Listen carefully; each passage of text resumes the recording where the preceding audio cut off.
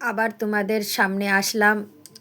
আর আজকের অনেকই খুশ খবর। ওই যে লক্ষ্মী ভাণ্ডারের কথাটা বলছিলাম, আজকের আমার টাকা ঢুকে গেল, ফার্স্ট পেমেন্ট। আমি তো অনেক খুশি, এতদিন পাচ্ছিলাম না, এবারে পেলাম। অনেকই খুশি, অনেক ধন্যবাদ। আর কি বলবো, বলার মতন কিছু নেই।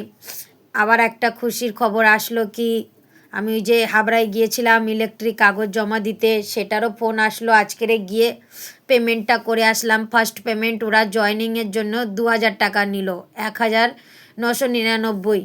আর আসল কথা কি জানো, আমার দাদা বলছে, ছোট দাদা, আমার দাদা বলছে আমরা যখন জয়েন করেছিলাম তা 800 টাকা নিয়েছিল, তোকে 2000 টাকা কেন নিল? তোমরা একটু কমেন্ট করে বলো তো, এটাকে আমার সঠিক পেমেন্টটা নিল কি ভুল নিল? তা আমি দাদাকে বলছি, ওনারা কি ভুল নিবে? আমাকে তো রসিদ কেটে দিল, সরকারি কাগজ কেটে দিল। না না, ওনারা ভুল নেয়নি, হয়তো আগে দামটা অন্য ছিল, এখন দামটা অন্য হয়েছে। তো যাই হোক, এইবারে ইনকোয়ারিতে আসবে, এসে আমার ইলেকট্রিটা জুড়ে দিয়ে যাবে। এই ইলেকট্রি জমার জন্য আমার সমস্ত কাগজপত্র সব হারিয়ে গিয়েছিল। আমি এখনও সেই কাগজপত্রের কথাগুলো ভুলতে পারবো না। আমি ছোটোবেলাতে যতটা পড়াশোনা করেছিলাম, আমার কোনো কাগজ নাই। জানি না ভগবান আমার কখন ওই কাগজগুলোর দর্শন করাবে। আমি ভগবানের কোটি কোটি নমন করবো আমি যাতে কাগজগুলো পাই।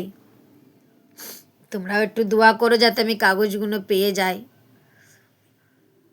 টাকা পয়সা তো হারিয়ে গেলে পেয়ে যাব, পর অরিজিনাল ডকুমেন্টস কিছুই পাচ্ছি না, আমার খুব অসুবিধা হচ্ছে। আর যেই ভাই বা নিয়েছে সে ভাইয়ের কি কোনো বিবেক নাই? আমার তো ওই ব্যাগে কোনো টাকা পয়সা কিছুই ছিল না, আমাকে কন্ট্যাক্ট করে তো সে ফিরিয়ে দিতে পারে, আমাকে ফোন করতে পারে কি দিদি আপনার এই কাগজগুলো আছে, অমুক জায়গায় এসে নিয়ে যান, ইয়া কোনো থানায় জমা দিয়ে দিতে পারে, বাস স্ট্যান্ডে জমা দিতে পারে। আমি কি করে পাবো? আমি কিচ্ছু বুঝতে পারছি না।